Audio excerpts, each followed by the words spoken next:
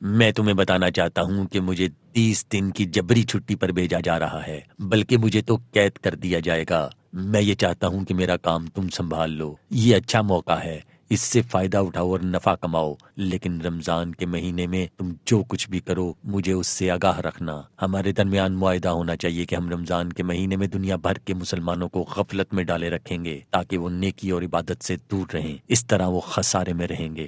ضرور ضرور جناب، میں اس معاہدے پر قائم ہوں، بلکہ آپ کی توقع سے بڑھ کر کام کروں گا۔ تم کیا کرو گے؟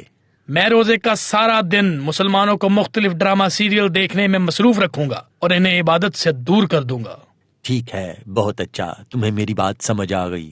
غور سے سنو، تم تاریخی اور دینی موضوعات، سیرت، صحابہ اور خلفائے راشدین کی زندگیوں، اسلامی فتوحات کی تاریخ اور تاریخ اسلام پر ڈرامہ سیریل بناؤ تاکہ مسلمان ان میں دلچسپی لیں اور ان میں مگن ہو کر عبادت سے غافل ہو جائیں۔ آپ فکر نہ کریں، ہم نے اس طرح کے سینکڑوں کام کر لیے ہیں۔ ہم انہیں کھانے پکانے کی ترکیبیں، مزاحیہ خاکے، موسیقی کے پروگرام، نغمے، مختلف قسم کے مقابلے اور دیگر پروگرام دکھائیں گے۔ تمام ڈراموں، دوسرے پروگراموں اور مقابلوں میں ہم عورتوں کے ناچ گانے ڈال دیں گے، حتیٰ کہ اذان سے پہلے اور بعد میں بھی مختلف چیزوں کے اشتہارات کے نام پر نوجوان لڑکے اور لڑکیوں کے جھومنے کے ویڈیو کلپس دکھائیں گے۔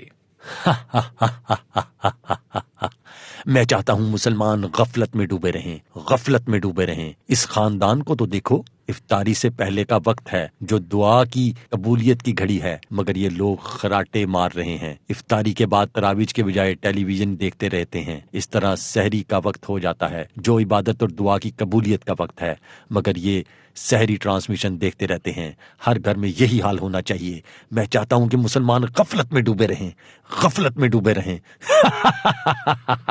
آپ مجھے موقع تو دیں، آپ بس مطمئن ہو جائیں، میں آپ کی کمی محسوس ہونے نہیں دوں گا۔